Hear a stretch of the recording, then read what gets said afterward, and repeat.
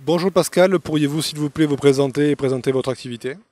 Bonjour, alors je m'appelle Pascal Villet, je suis la directrice générale de la Chambre de commerce franco-américaine de Floride basée à Miami. Alors pourquoi choisir Miami et la Floride pour créer ou implanter son entreprise? Alors pour plusieurs raisons. Tout d'abord, Miami est vraiment la porte des Amériques, c'est-à-dire qu'on est à la croisée des chemins entre l'Amérique du Nord, l'Amérique centrale, du Sud, les Caraïbes aussi, avec des grandes infrastructures, avec un très grand port, un aéroport aussi, donc vraiment la croisée des chemins. Et puis en deuxième point, je dirais aussi qu'on a une fiscalité souple qui permet l'implantation de façon un peu plus simple que dans certains autres États des États-Unis. Quels sont les secteurs les plus dynamiques et porteurs?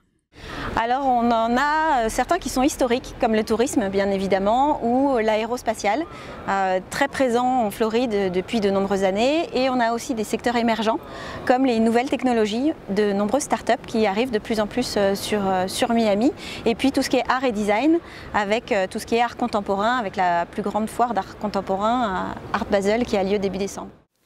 Que doit-on savoir avant de créer ou d'implanter son entreprise en Floride?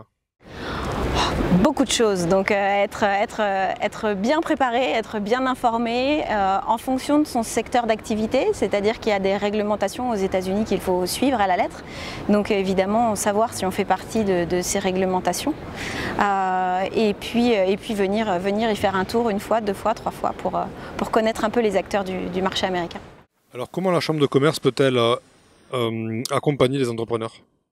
En fait, on a de nombreux services d'appui aux entreprises à partir du moment où elles se posent juste la question de est-ce que la Floride peut être un endroit où distribuer, où s'implanter, donc les aider à faire des études de marché locales, les aider aussi à faire des missions d'implantation, des missions de découverte pour voir, pour déconnaître un peu, connaître l'écosystème de Miami, et puis après des services beaucoup plus concrets comme la domiciliation, comme l'aide à l'implantation, évidemment la création de réseaux, la publicité, le marketing, donc un éventail de services. Pour finir, quels conseils donneriez-vous à celles et ceux qui ont pour projet de venir s'expatrier en Floride? De parler anglais. Évidemment. Et pour la Floride, d'apprendre un peu l'espagnol aussi, ça peut aider.